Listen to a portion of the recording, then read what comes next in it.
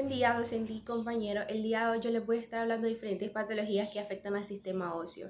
En primer lugar, vamos a tener lo que es el osteoma osteoide, el cual se nos dice que estos osteomas son neoplasias benignas que pueden afectar a cualquier hueso, pero tienen predilección por lo que es el esqueleto pendicular y elementos vertebrales posteriores. En el 50% de los casos, estos van a afectar más comúnmente al fémur o la tibia y se van a localizar en lo que es la parte cortical y con menos frecuencia en la cavidad medular. Suelen aparecer en la adolescencia o en la tercera década de la vida. El 75% de las personas afectadas son menores de 25 años, con una proporción hombre-mujer de 2 a 1. Como ya les venía diciendo, estos si son benignos o malignos, pues la verdad es que estos son neoplasias benignas, sin embargo su transformación maligna es poco frecuente, salvo si la lesión suele ser tratada con radioterapia.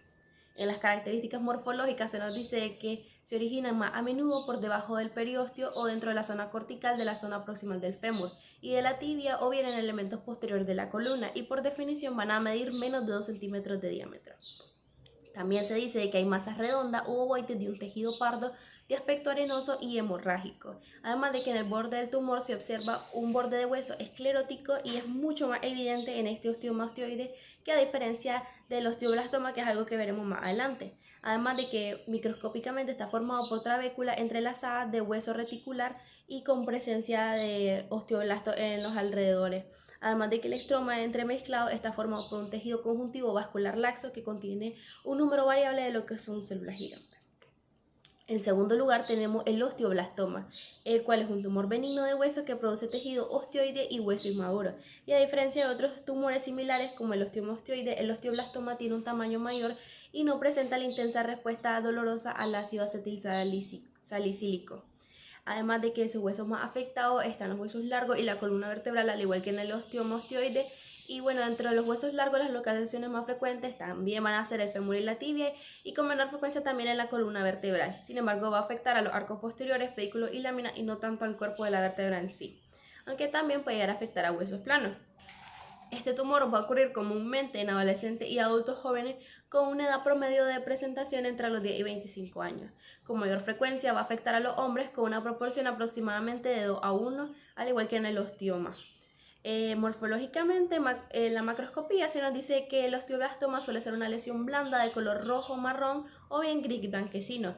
A diferencia del osteoma, puede llegar a medir de 2 a 10 centímetros o más incluso de diámetro, a diferencia del osteoma, que suele ser más pequeño. A menudo también va a tener un margen bastante definido que lo diferencia de los tumores malignos. La microscopía está compuesto por tejido osteoide rodeado también de osteoblastos y pues va a estar organizada una matriz que puede ser tanto trabecular como reticular.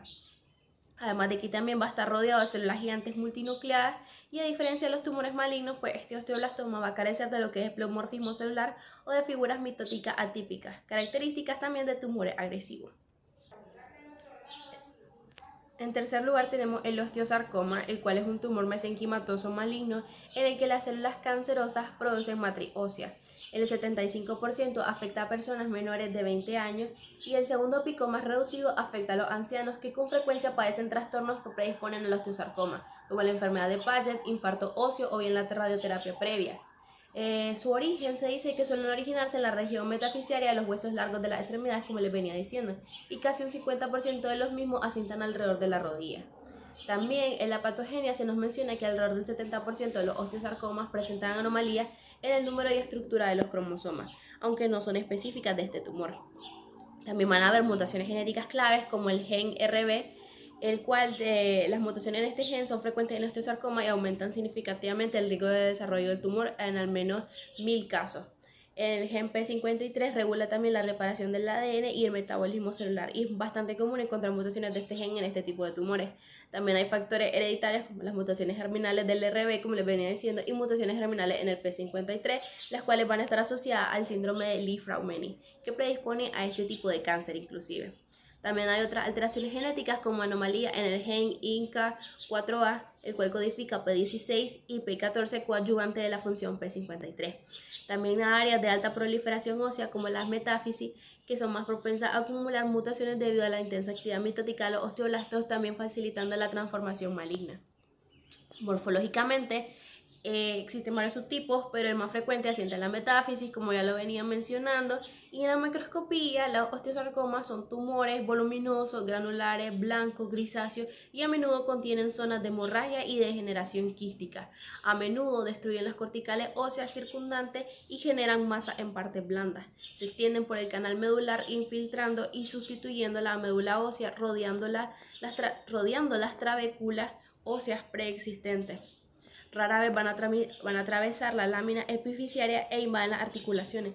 Si ocurre, es mediante el crecimiento a lo largo de estructuras tenoligamentosas o a través de la cápsula articular. Microscópicamente, el tamaño y la forma de las células del tumor son muy diversas y a menudo presentan núcleos hipercromáticos, células gigantes tumorales peculiares, igual que mitosis, y bueno, la transformación del hueso por este tumor va a ser característica. Va a tener una estructura tosca en forma de encaje y aunque también puede depositarse en lámina ancha o como trabéculas primitivas. Además de que un dato es que cuando el cartílago neoplásico, cuando hay demasiado cartílago neoplásico se denomina osteosarcoma condroblástico y puede llegar a ser en un 50-60% necrótico. La clínica nos dice que se van a manifestar habitualmente como masas dolorosas de crecimiento progresivo y en ocasiones el primer síntoma es una fractura ósea.